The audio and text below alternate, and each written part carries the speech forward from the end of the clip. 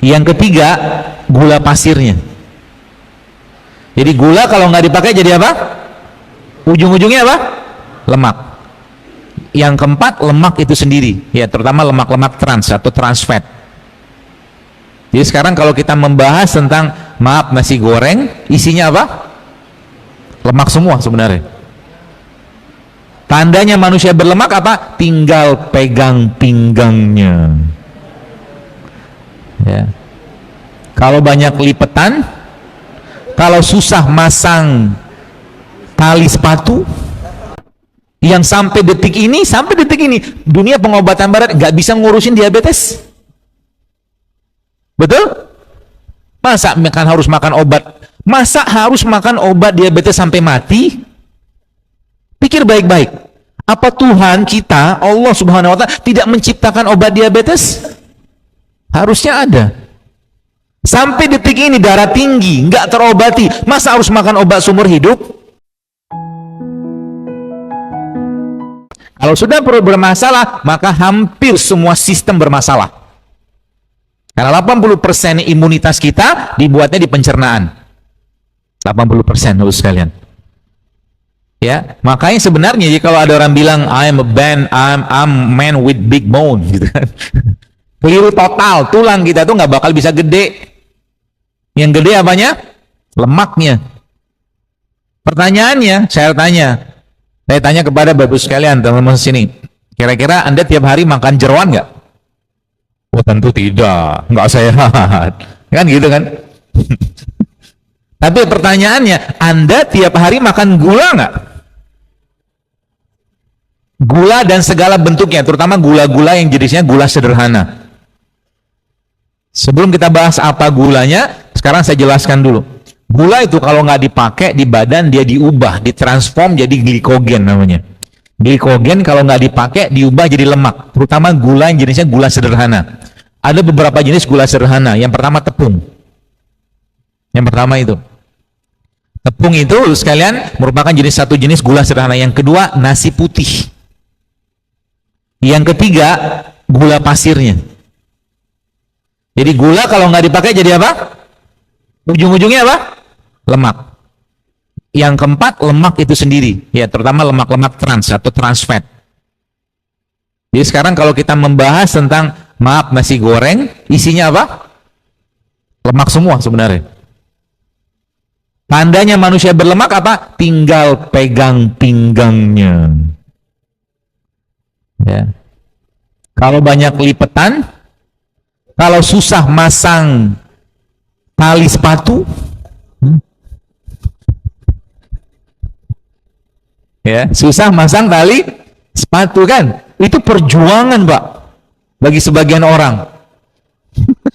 Mau nunduk kan susah. Ya. Gara-gara apa? Gara-gara gula kan? Gitu. Ya. Jadi kalau kita bicara, maka di sini mungkin saya lihat, kalau Anda ketemu dengan orang yang dia bilang dengkul saya sakit, sendi-sendi saya sakit, gak usah minum obat. Solusinya apa? Solusinya ini. Solusinya diagram ini. Turuni berat badan. Kalau berat badan sudah turun, maka yang pertama, stres oksidasi pada sel akan menurun. Yang pertama. Kalau stres oksidasi pada sel menurun, apa yang terjadi? Selnya akan kembali riang ceria karena nggak banyak beban. Yang pertama. Yang kedua apa? Body fat dia pasti akan turun. Yang ketiga apa? Dia akan melaksanakan lebih dominan lagi proses secara terprogram apoptosis tadi itu loh. Yang keempat apa? Dia punya insulin growth hormone segala macam, itu akan kembali di resetting sama tubuh. Yang kelima apa? Insulin sensitivitasnya akan meningkat. Artinya apa? Metabolisme gula dia akan naik. Yang kelima apa? Anabolic hormone dia akan meningkat atau hormon pembangunnya akan meningkat. Kemudian hormon-hormon sifatnya meradang-meradang itu dikurangi sama tubuh. Yang keenam, ya, 7, 8 seterusnya banyak sekali, itu salah satunya adalah proses autofagi. Makanya ya, Bapak Ibu sekalian, kan di sini Anda kerjanya kan di pesawat-pesawat tuh. Ya kan? Pesawat tuh kan ada apa, general overhaul lah segala macam gitu kan. Perawatan tahunan lah, bulanan, macam-macam lah, saya nggak paham. Manusia itu juga sama. Ya. perawatan tahunannya namanya puasa Ramadan. Tapi ingat, jangan lagi bebani badan dengan yang tinggi gula. Karena dia justru malah kebalikan dari sini kan itu masuk. Coba Anda bayangkan, waktu Ramadan itu katakanlah waktu seorang itu buka puasa, kalau dia makan, misalkan dia makan produk makanan yang tinggi gula, tinggi lemak, tinggi minyak, tubuhnya nggak bisa melaksanakan fungsi itu dengan baik. Maka sebenarnya, Mbak, saya kadang-kadang mencoba mengguyonkan lah gitu kan. Bahasanya sebenarnya kalau kita lihat breakfast, fast itu kan puasa, sarapan itu kan breakfast kan gitu. Nah, breakfast itu apa? Fast yang di break. Jadi setiap hari itu kita puasa sebenarnya. Kapan mulai puasanya? Waktu tidur. Supaya dia lebih lama ini dapat ya, hormonnya diperbaiki, autofagi ditingkatkan, apoposisi ditingkatkan, maka lamain puasanya. Artinya apa? Nabi kita alaihissalam mengajarkan secara umum Nabi itu ba'da isya tidur. Ya, di luar ada yang shift mungkin. Ya, secara umum Rasulullah tuh habis isya tidur. Kalau habis isya sekarang katakanlah jam 8, maka kalau jam 8 dia tidur sampai malam harus bangun. Tuh sayang kalau nggak bangun, karena ada growth hormon yang muncul di malam hari. Ya, nanti dia pagi sampai jam 8 lagi kan. Kalau jam 8 ke jam 8 sudah 12 jam. 12 jam kalau itu kita dapatkan atau kita kerjakan, tubuh sudah mulai bakar lemak. Tapi jangan kacauin lagi. Maka pagi-pagi itu bagus sekalian, kalau kita lihat bahasa Nabi kita alaihissalam, Nabi mengatakan bahwa berbuka itu menggunakan apa? Kurma. Tiap hari kan kita puasa. Maka waktu pagi adalah waktu yang paling tepat untuk makan apa? Makan buah. Gitu. Karena kalau kita lihat situ, semakin lama, semakin diprolong puasanya, semakin bagus. Terutama dengan orang-orang yang kelebihan berat badan. Tapi kalau katakanlah badannya sudah stabil, ya maintain saja katakanlah dengan protein sama karbo yang sehat. Ya begitu ceritanya. Ya. Jadi semakin lama katakanlah, jadi kita mau bakar lemak tadi itu lama ini puasanya. Kalau tubuh tidak punya cadangan glikogen, tidak punya cadangan gula, maka tubuh akan menggunakan cadangan dari lemak. Ceritanya begitu. Ya, kalau lemak sudah dipakai sebagai cadangan, maka seluruh sistem kita pelan-pelan akan diperbaiki sama dia. Gitu. Apa yang terjadi tadi, yang tadi diagram tadi itu loh, seperti itu. Jadi makanya dalam Islam ada servis tahunan, namanya puasa Ramadan. Ya, kemudian ada servis 6 hari setahun, namanya puasa Syawal. Lanjut lagi ada namanya servis rutin 2 kali sepekan, namanya puasa Senin Kamis. Lanjut lagi ada puasa 13, 14, 15. Lalu lihat 13, 14, 15, lalu ada hadis Nabi mengatakan berbekam pada tanggal 17 atau 19 atau 21 adalah cara Allah, katakanlah adalah penyembuhan penyakit, kata Nabi. Ada urutannya semua itu. Ya gitu loh. Tapi yang wajibnya tadi 30 hari tadi. Tapi kalau yang sunnah-sunnah itu dikerjakan, bonusnya banyaknya luar biasa. Sangat banyak Ibu sekalian. Ya. Tapi untuk mengerjakan itu berat nggak? Berat. Karena berat Allah siapkan satu pintu khusus namanya Ar-Royan. Semakin berat suatu ibadah dikerjakan, semakin besar rewardnya. Bangun malam itu berat. Haji itu berat. Umroh berat, jihad berat. Tapi di situ ada pintu-pintu khusus yang Allah siapkan di surga nanti dengan amal-amalan berat kayak begitu. Ya. Makanya namanya puasa salah satu syariat yang sebenarnya sejak zaman nabi-nabi itu sudah ada. Ya, kalau kita belum dapat hidayah untuk berpuasa, caranya gimana? Mulai biasakan untuk jarang atau sering-sering melaparkan diri, salah satunya, terutama bagi orang-orang yang kelebihan kalori. Ya, seperti itu. Sudah makan siang belum? Alhamdulillah. Nanti kita lihat. Bapak Ibu sekalian, saya tanya, Anda mau sehat kan? Buat apa? Biar lebih taat kan gitu. Biar ibadah lebih baik. Jadi hidup sehat bagi seorang mukmin itu bukan sekedar gagah-gagahan, ganteng-gantengan, lifestyle, tapi dia bagian dari ketaatan dan rasa syukur dia kepada Allah. Itu hidup sehat. Jadi kalau udah ngerti hidup sehat, bos sekalian, Anda atau kita makan minum madu, makan kunyit, makan kurma segalanya, dan diniatkan sebagai bentuk menjaga tubuh kita karena Allah, maka dapat pahala. Itu bedanya kita dengan orang-orang kafir.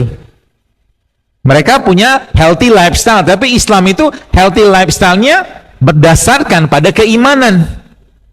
Karena Allah tidak menjadikan kita sering-sering sakit. Harusnya kita nggak boleh sering-sering sakit. Kalau sering-sering sakit, kemungkinan ada masalah. Masalah di mana? Kolbu tadi sebenarnya. Contoh, orang yang kena kolesterol.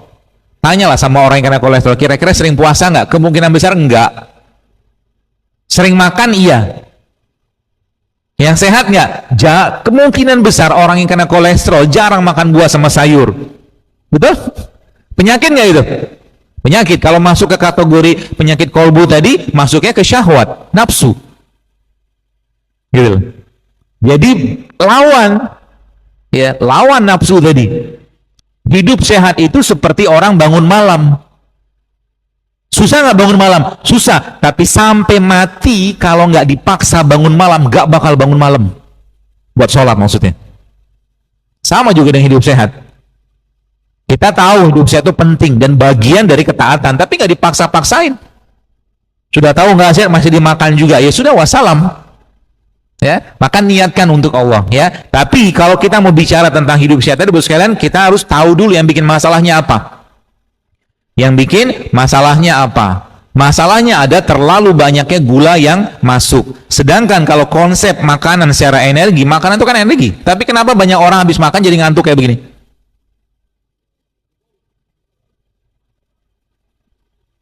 Apa masalahnya? Pengolahan makanannya masalah.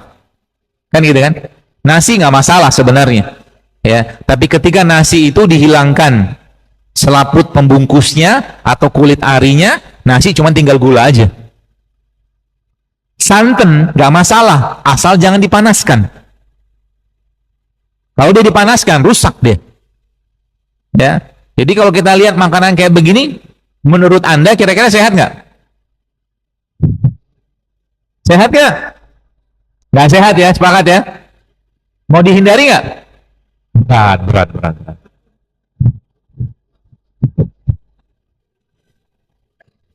Ya nggak apa-apa. Butuh waktu kadang-kadang menerima hidayah itu. Saya sempat ada ibu-ibu, saya pernah posting juga itu, ada ibu-ibu sudah setahun yang lalu saya bilang, ibu tuh gemuk, kakinya ya keluarga juga lah, kakinya bengkak gitu kan. Terus dia bilang, dok, apa saran dokter nih, gini, dia bilang. Dia masih makan obat, kakinya bengkak. Saya pikirnya ginjalnya udah mulai kena gitu kan, kakinya udah mulai bengkak, jantung juga mulai kena karena menggeh, ngos-ngosan gitu kan. Saya bilang, Bu, saya cuma saran satu sama ibu, apa itu? Stop atau kurangi nasi ya dulu. Apakah dia langsung lakukan? Belum, setahun kemudian baru dilakukan. Tapi ketika setahun kemudian dia lihat, ketemu lagi sama saya, subhanallah, dia katakan benar sih kata dokter, dia bilang. Ketika saya ngurangin nasi, itu efeknya luar biasa ke badan. Karena seluruh gula yang nggak kepake, selain tadi bicaranya lemak, dia juga menyebabkan peradangan di badan, di sel. Ya, jadi kalau mau sehat, kita harus tahu dulu yang bikin masalah itu apa. Ya, bukan saya melarang makan karbohidrat, bukan. Ya, ini karbohidrat, pisang ini. Dan pisang itu, Bapak sekalian, subhanallah, salah satu tumbuhan atau buah ciptaan Allah yang sangat tinggi melatonin atau serotoninnya, hormon kebahagiaannya itu tinggi banget di pisang ini. Jadi kalau Anda lagi baper, lagi nggak jelas moodnya, makan pisang. Ya. Pisang itu di mana letak hormon atau mungkin letak bahan baku hormon tadi itu, letaknya pada daging yang paling banyak. Yang kedua pada kulitnya. Jadi kalau makan pisang itu kulit. Kalau bisa, kalau nggak bisa di blender aja. Potong ini kan, kerasnya ini, cuci sebentar, blender, kasih kurma. Jadi deh, obat tidur. Sesimpel itu sebenarnya. Gitu. Jadi kalau ketemu teman lagi nggak lagi nggak enak hati, nggak enak perasaan, ajak dia makan rujak. Ada hubungannya? Ada. Karena makanan-makanan yang penuh dengan enzim itu bisa memberikan mood. Ada istilah itu good food is good mood. Jadi makanan kayak begini ada enzimnya nih. Ya, kurma juga sama, dia ada enzimnya. Ya, yang luar biasa, apalagi kurma kayak begini, Bos sekalian. Ya, sebenarnya kalau kita mulai membiasakan makan yang sehat, makan tanpa banyak olahan, tanpa banyak minyaknya, tanpa gula yang tinggi. Ya, ini kan gula juga, tapi gulanya gula kompleks. Ya, jadi nanti kalau makan pisang gemuk dong. Enggak dong, monyet nggak ada gemuknya. Ya kan? Monyet makan pisang kan? Iya. Kenapa? Kalian dimakan gulanya gula kompleks, bukan gula sederhana. Jadi Anda bayangkan sekarang, kalau kita bahas nasi goreng. Pertama nasinya kan, ini bukan untuk mencela makanan, bukan. Tapi kita belajar. Pertama nasinya, nanti lama-lama, dokter, kalau dokter ngomong gini terus, nanti lama-lama bapak nasi goreng nggak laku dong. Ucapan itu benar nggak? Kenapa nggak benar? Karena ada hadisnya. Sebagaimana ajal mengikuti, mengejar seseorang, rezeki itu juga akan mengejar seseorang. Tenang aja. Kalau Anda nggak makan nasi goreng, abang-abang saya akan jualan rebusan, buah-buahan, sayur-sayuran, kan gitu. Dia tahu demand. Apalagi ngomong gorengan, sekarang kan banyak orang, bahkan ada kemarin lihat ada asosiasi penjual gorengan Indonesia mengirimkan nota protes ke Zero Akbar. Kayaknya sih. Ya. Sama juga ada asosiasi pedagang kelapa sawit. Kelapa sawit tuh, minyak kelapa sawit tuh sehat loh, asal jangan digoreng. Iya, serius. Kalau digoreng, panasin jadi lemak trans dia. Coba lihat, saya tanya, biar kita paham ya. Masalah kita tuh di mana? Masalah kita dari sarapan, makan siang, makan malam, keliru atau bermasalah semua. Orang tua kita zaman dulu sekalian, apa yang mereka makan pagi-pagi? Ubi rebus, singkong rebus, pisang rebus, kan gitu kan? Rebus-rebus semua. Kalaupun mereka goreng, gorengnya pakai minyak kelapa, bukan pakai minyak sawit. Betul? Habis itu mereka minum. Minumnya apa? Wedang jahe, teh pawar, kopi pahit. Gitu kan? Akhirnya apa? Subur-subur kandungannya. Kalau enggak mereka minum jahe, kunyit segala macam.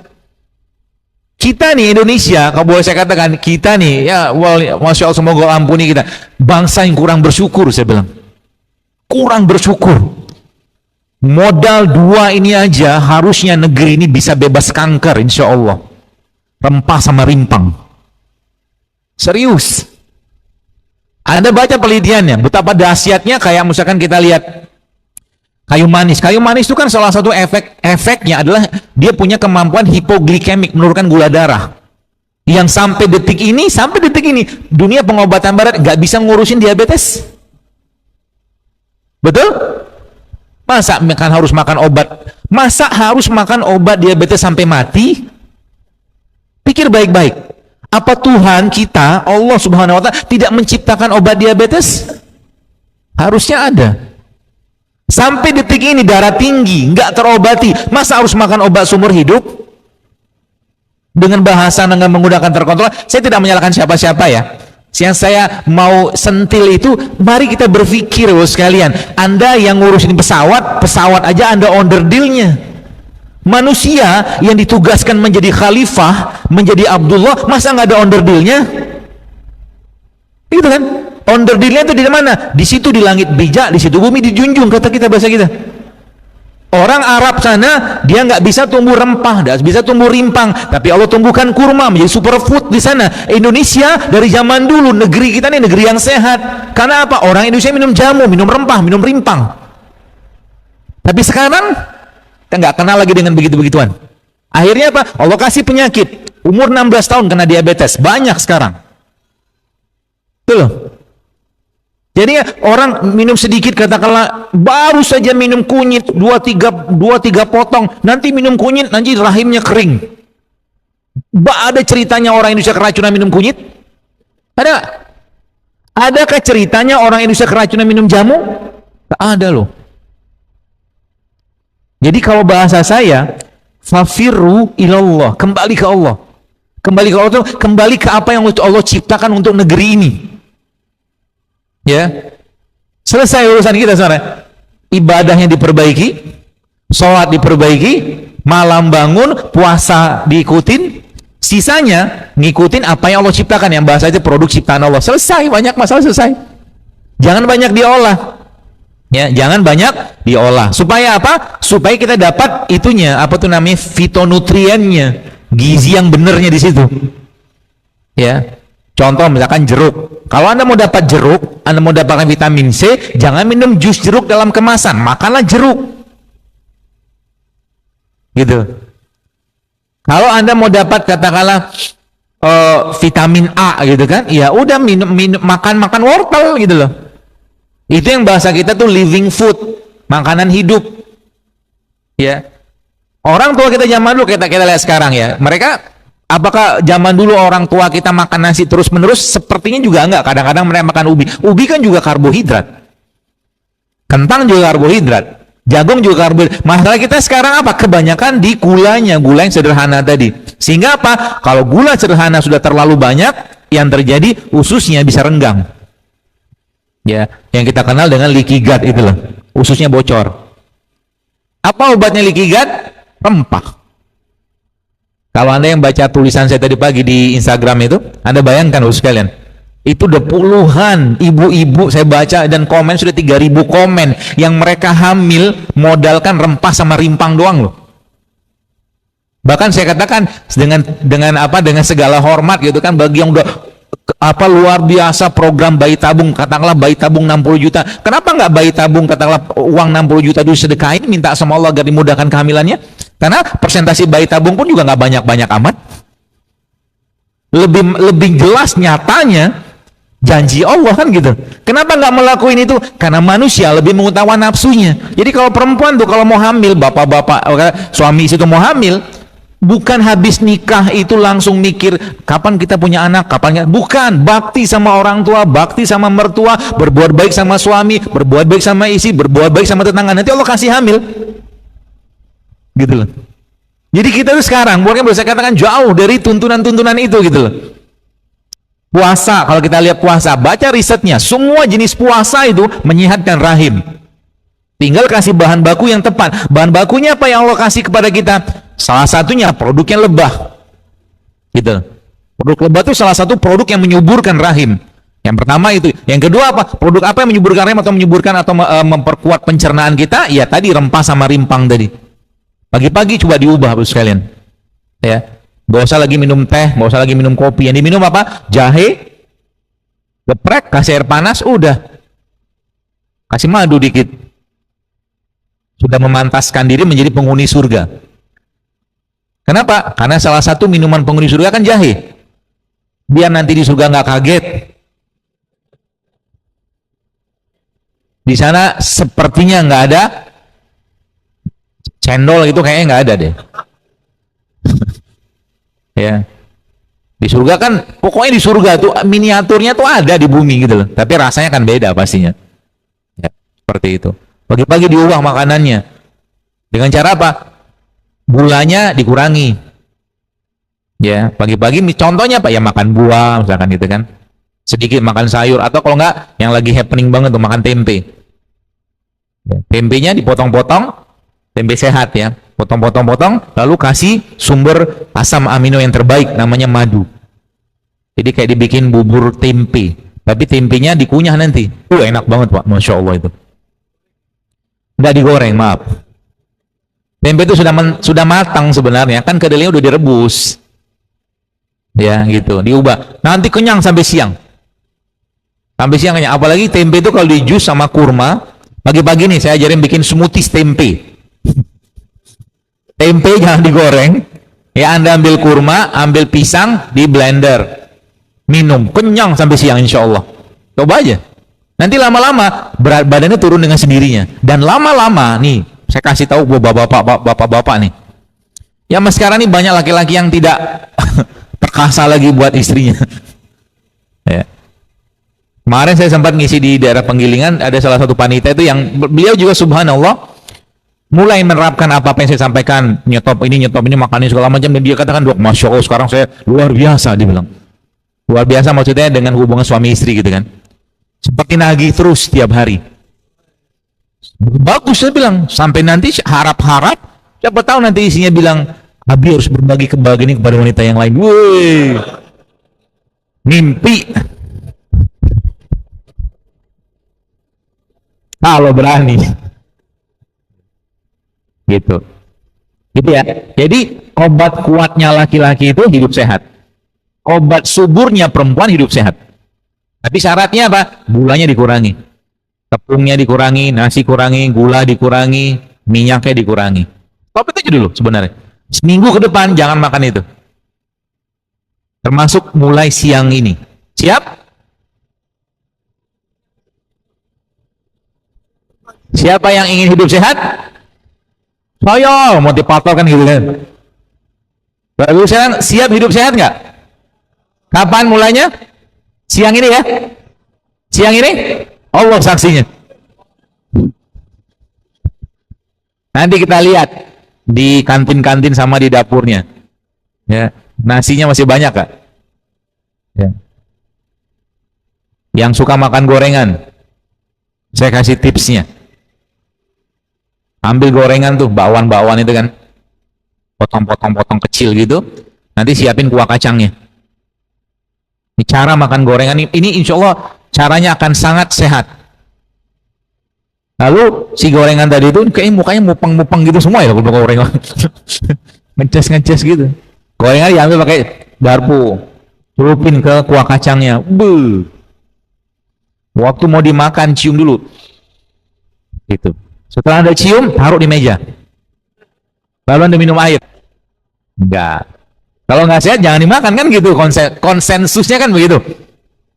Nanti kalau lama-lama dokter ngomong gini, abang gorengan nggak ada yang beli, tenang, dia akan ganti jualannya. Buah kan gitu kan? Kenapa mereka jualan? Karena Anda yang beli. Ya kan gitu. Kalau kita nggak beli, nanti kan mikir ini kenapa nih gitu kan? Pada nggak makan bubur ayam. Bubur ayam sehat nggak?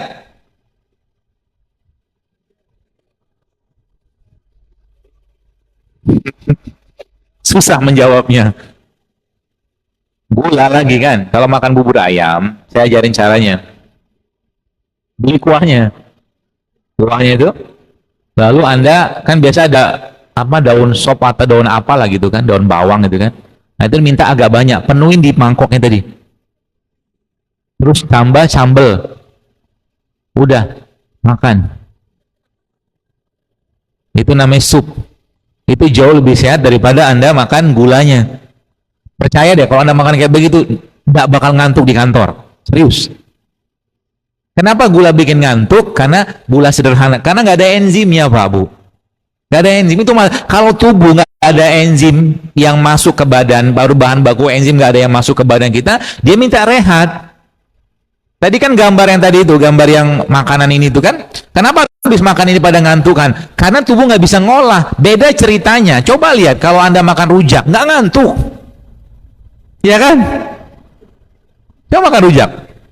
Siang ini katakanlah, Anda misalkan sebelum makan, banyakin makan buah dulu, atau sayuran dulu.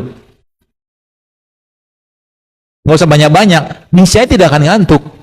Karena kita sudah terasup dengan living food, dengan buah tadi. Sebenarnya simpel kok kalau mau aja. Cuma banyak orang memang tadi karena udah lidahnya ya, lidah apalagi yang sudah biasa makan mie instan.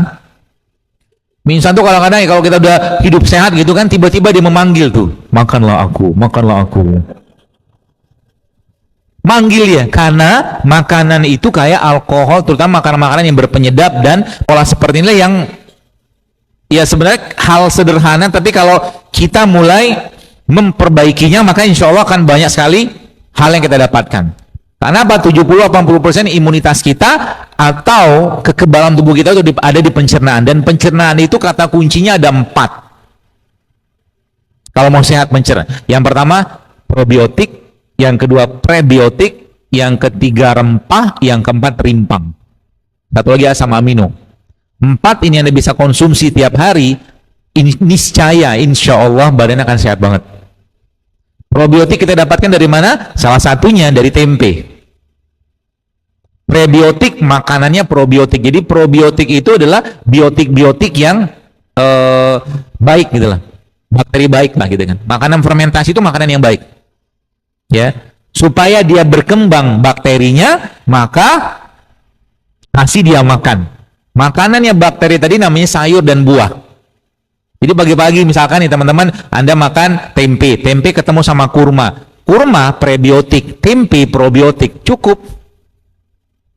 Gitu lah. Minumnya apa? Teh serai, atau mungkin teh jahe, bikin jahe digeprek itu doang, atau mungkin ketumbar, udah cukup, kenyang, sehat, kenyang, gitu. Nggak perlu banyak-banyak, nggak ada gula, gulanya gula, justru malah gulanya gula kompleks, seperti itu. Oke. Lalu nanti siangnya kita baru makan. Makannya lagi-lagi apa? Cobalah kurangi makan nasi putih dulu. Cobalah kurangi makan gula pasir dulu. Jadi kalau minum teh, nggak usah pakai gula. Kalau mau minum kopi, jangan pakai gula. Kalau Anda bisa punya madu, nggak apa-apa pakai madu, atau kalau nggak, pakai gula aren, juga lumayan lah. Kalau minum kopi, misalkan tetap pengen minum kopi, ya sudah, kopinya pahit, makannya kurma, kan sama-sama manis. Gitu, seperti itu. Kayak begitu, sederhana tapi bisa mengubah isi badan kita. Ya, sederhana Bapak sekalian. Ya, jadi probiotik, prebiotik, rempah sama rimpang. Satu lagi asam amino. Sumber asam amino yang paling baik ada pada apa? Ada pada madu. Sumber asam amino. Maka minum madu itu tiap hari. Dan semua turunan produk lebah, makan aja. Lebahnya apa namanya? Madunya, ya propolisnya, royal jelly-nya, bipolennya, sarangnya, makan aja semua. Ya, karena dia sumber asam amino, dan gennya badan kita ini bahan bakunya asam amino. Ini ada asam amino di sini. Ini di sini ada asam amino. Ya, jadi kebanyakan kita tiap hari miskin asam amino yang diasup, kebanyakan gula, gitu loh. Jadi kalau kita sedikit mengubah dengan pola-pola yang sebenarnya apa namanya, efeknya itu kan luar biasa. Tambah lagi dengan sedikit mengurangi makan. Ya, sedikit-sedikit aja, nggak usah banyak-banyak. Ya, mulai puasa Senin Kamis, mulai berbekam, efeknya itu luar biasa Bapak sekalian. Oke, seperti itu. Jadi obat-obatannya kita itu bisa dikatakan letaknya itu di sini.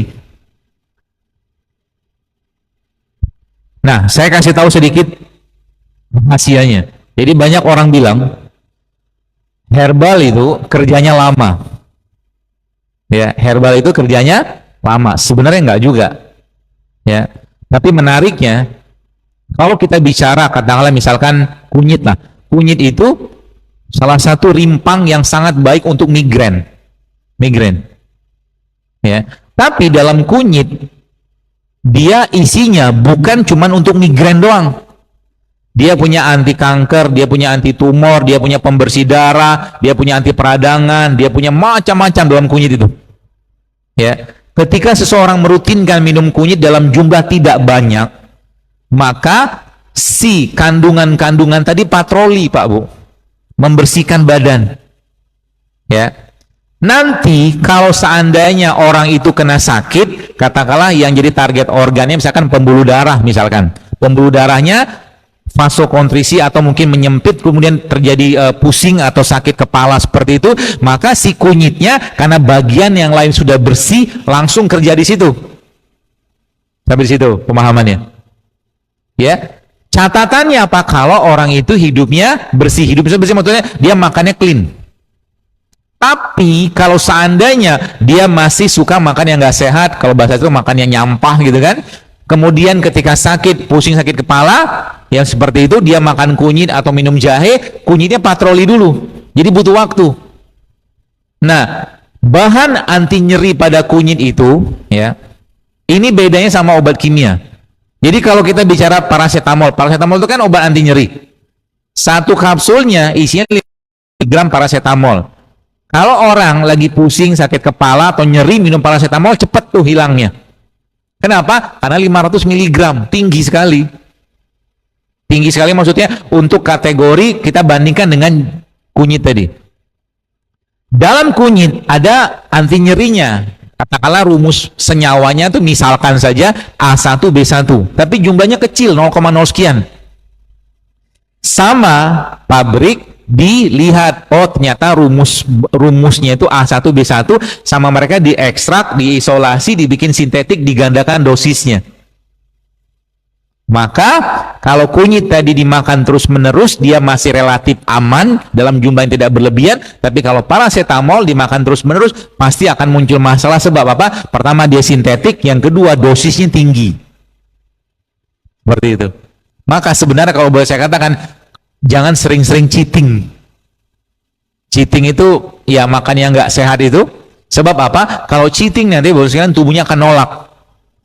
Apalagi kalau kita sudah mulai program untuk hidup sehat, mulai clean eating, makannya bersih gitu kan. Sebenarnya tubuh kita sudah mulai menyesuaikan. Nanti kalau sudah makannya nggak benar, dia langsung bereaksi.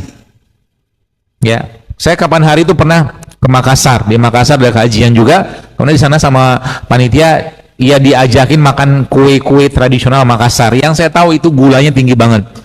Iseng-iseng saya coba makan, nggak banyak, bukan satu, cuma nyuil pakai sendok teh, cuil gitu, beberapa jenis, nggak banyak juga, tapi habis itu langsung nggak enak badan saya, perut saya langsung nggak enak, karena saya tahu badan saya. Apa yang saya tanya sama mereka, ada yang jual sup nggak dekat sini, saya bilang. Ya, jadi penawarnya gula itu adalah rempah-rempahan. Akhirnya ketemulah ada toko, ada restoran yang jual mie-nya Pak, mie nyebulnya tuh mie kari gitu kan. Oh, kari nggak apa-apa nih, karena kari penuh dengan bumbu. Saya pesan karinya, mie kari tadi, tapi nggak pakai mie. Yang saya makan kuahnya. Habis saya makan kuahnya itu ditambah sedikit dengan ayam kampung. Alhamdulillah habis itu langsung enakan, keringetan selesai, pusingnya hilang, mualnya hilang. Gitu. Kalau kita udah membiasakan badan kita dengan hidup clean ya, perut kita tuh udah clean seperti itu teman sekalian. Jadi kurang lebih konsepnya kayak begitu ya, mudah-mudahan bisa dipahami. Jadi ya obat-obatan kita tuh ada di sini. Ya. Indonesia kaya dengan begini-beginian. Bahkan kalau Bapak Ibu sekalian mau bikin salah satu resep ultimate-nya dari rempah ini, ada 4 yang saya sarankan. Yang pertama Anda ambil jahe. Yang kedua kunyit. Yang ketiga lengkuas. Yang keempat serai. Jadi jahe, kunyit, lengkuas, serai direbus ya. Direbus, nanti setelah direbus nggak usah mendidih-didih banget sampai dia keluar aromanya saja. Setelah itu Anda ambil jeruk nipis ya, diperes, kasih di situ secukupnya. Setelah tadi kan disaring ya, setelah disaring kasih jeruk nipis, setelah itu di blender sama kurma. Ya, kurmanya dibuang bijinya. Ya. Biji kurma tuh bagus. Ya, kalau kita keringkan, dibikin kopi bagus. Ya, sebagian besar biji-biji yang Allah ciptakan tuh bagus semua. Biji anggur bagus, biji durian bagus, biji cempedak bagus, biji nangka bagus, biji rambutan bagus, biji kurma bagus, biji manggis bagus, biji semangka bagus. Ya. Kecuali kedondong. Belum ketemu saya kedondong itu. Tapi secara umum biji-biji yang saya sebutkan itu bagus. Termasuk kalau lagi sekarang nih, lagi musim manggis. Ya, manggis itu di blender sama bijinya. Ya, sangat baik karena biji manggis itu sangat tinggi serat. Ya, sangat tinggi serat. Pagi-pagi makan jus kayak begitu udah kenyang sampai siang. Ya, sudah kenyang insya Allah ya, seperti itu. Jadi tadi jahe, kunyit, lengkuas, serai, kasih jeruk nipis di blender sama kurma. Apa yang terjadi? Bahasa saya dengan beberapa teman-teman diskusi saya yang ya dokter juga itu, dia katakan kayak stem cell itu. Dia bisa meregenerasi sel kita. Bukan lagi memperbaiki gizi tapi memperbaiki gen. Ya. Tambah sedikit dengan madu kalau mau, ya kalau enggak apa-apa, dengan kurma udah cukup manis. Minum itu. Dan tiap hari Bapak sekalian saran saya, teman-teman kan Anda datang dari rumah ke sini gitu kan, kerja gitu, bawa tumbler. Ya, tumblernya nanti bisa isinya itu. Ya, isinya tumbler itu kan tumbler yang bisa nahan panas itu, ya, atau botol apa? Ya tumbler lah ya. Masukin itu, nanti selama seharian Anda di sini minum aja itu. Atau kalau enggak Anda yang biasa berangkat awal misalkan subuh tuh jam 5:30, ya di rumahnya bikin impusan. Impusannya dari apa? Dari rempah-rempahan juga boleh. Kunyit boleh, jahe boleh, ganti-ganti aja tiap hari. Itu efeknya ke badan luar biasa. Ya, luar biasa. Ya, karena memang kalau boleh kita lihat kandungan dari semua rempah-rimpang itu tuh, itulah yang kita butuhkan khususnya buat orang Indonesia. Ya, khususnya buat orang Indonesia. Ya. Dan kalau dari rempah-rempah yang atau rimpang-rimpang lain yang mungkin yang tidak terlalu banyak kita dapatkan, ya nggak usah terlalu sering juga. Contoh mungkin kunir putih kan kita jarang dapetin. Antara kunyit putih atau kunyit putih sama kunyit kuning, banyakan kunyit kuning. Maka kunyit kuning aja yang kita lazimin. Ya. Antara anggur sama pisang, banyakan pisang. Udah makan pisang aja, karena anggur susah. Maha adil Allah kayak begitu. Antara pepaya sama buah kiwi, banyakan pepaya, makan pepaya aja. Gitu kan? Jadi pagi-pagi diubah tuh sarapannya. Ya. Buah dipotong, kasih garam sedikit, kasih madu sedikit, dalam porsi yang nggak banyak, cukup sampai siang insya Allah tenaganya. Tambah sedikit kalau Anda pengen makan minyak, maka minyaknya minyak zaitun atau VCO. Siang nanti baru makan, ya kayak begini nih. Tapi jangan banyak nasi. Malam usahakan jangan banyak makan lagi.